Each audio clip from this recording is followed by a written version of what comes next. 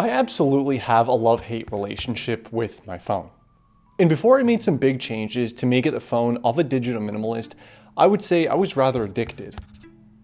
Using whatever I had on there to kill any gap in time and search for entertainment in any moments of boredom. I remember just sitting and scrolling through anything and everything and watching 30 or 40 minutes just disappear. And I always felt much worse afterwards. So after I made some of the changes I'm going to share today in this video, I found my phone to be much less addicting and distracting and more of a tool. Here's how I optimize my phone for digital minimalism. But first, if you're new to my channel, thank you for stopping by. Here we talk about minimalism, frugal living, tech, and things of that nature. So if that sounds good to you and you end up liking the video, be sure to like and please use the keyblade on the subscribe button.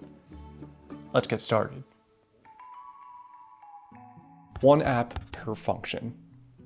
And I remember first thinking of this when I had several redundant apps on my phone, like Signal and WhatsApp, wondering why I had these several different apps that literally served the same purpose, and in some cases hadn't even opened in several months. And I actually feel like this applies to all categories, like social media, note-taking apps, music, and entertainment.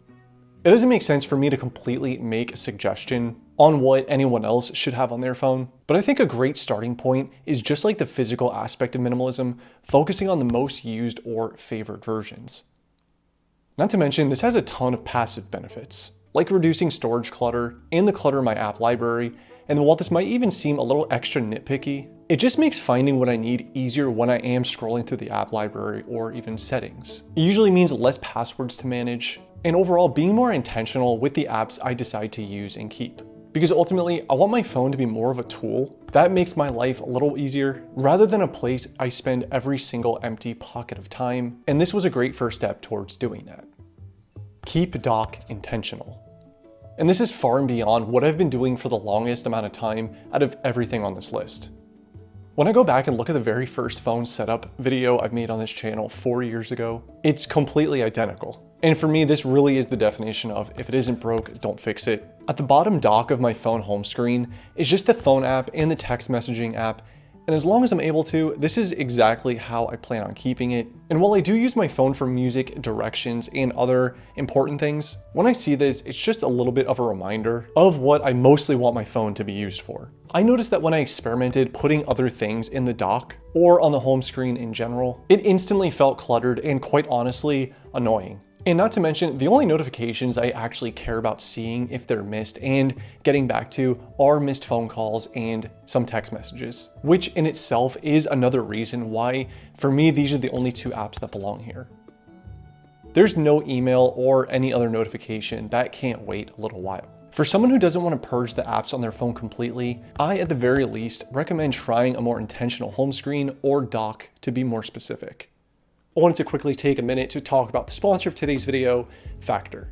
Factor delivers fresh, never frozen, dietitian-approved meals right to my doorstep. They're ready to eat in just 2 minutes, and I'm able to choose from a weekly menu of 35 different options, like keto, protein plus, or vegan options, plus many more. Factor is also highly flexible. I can change my order every week with plans from 4 to 18 meals per week, or pause or reschedule my deliveries at any time. I have my order size arranged to cover my meals during my work shifts, so I never have to worry about it. And as someone who cooks every single day, this is just a really nice option to have sometimes. Skip the overpriced takeout trap. Factor's a cheaper, way more delicious option and ready to eat in just 2 minutes. Head to factor75.com or click the link below and use code 50NicholasG to get 50% off plus free shipping on your first Factor box. That's code 50NicholasG at factor75.com to get 50% off plus free shipping on your first box. Thanks again to Factor for sponsoring this video.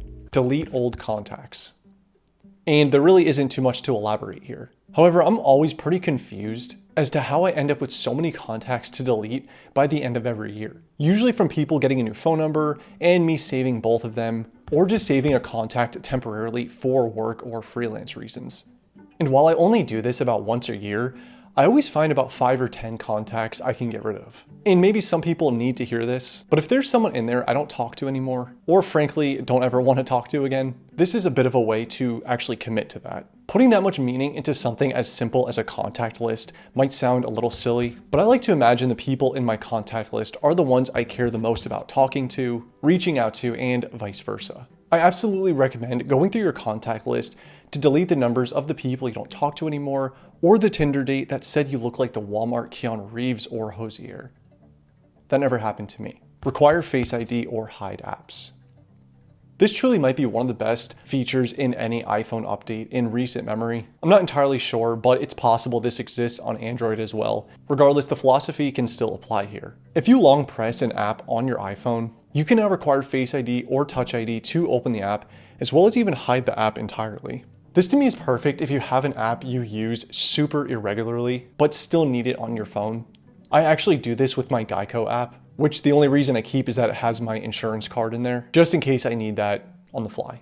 Because God forbid of an accident, the last thing I want to do is download an app on my phone. Hiding the app entirely is so well hidden that in fact, the only way I've noticed I'm actually able to locate the app after hiding it is by going to the App Store, searching for it, and opening it that way. If you wanted to create a serious amount of friction to reduce the amount of times you might be checking an app or refreshing it, this is absolutely the best way to do it, in my opinion.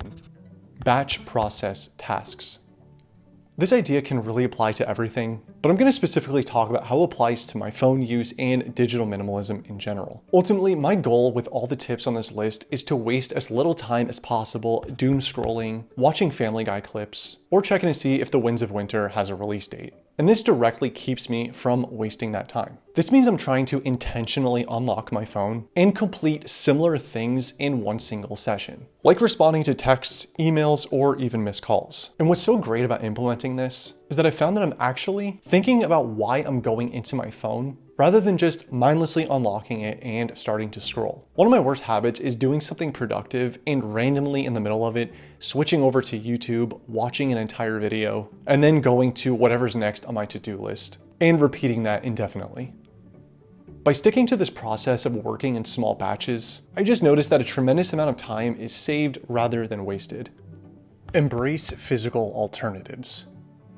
I know I'm usually talking about the flip side of this, choosing digital versions over its physical counterpart, but I absolutely see the beauty in the physical option of certain things. For example, I do use the Notes app daily, but I also keep a physical notebook for certain things, like my least organized thoughts that I want to journal.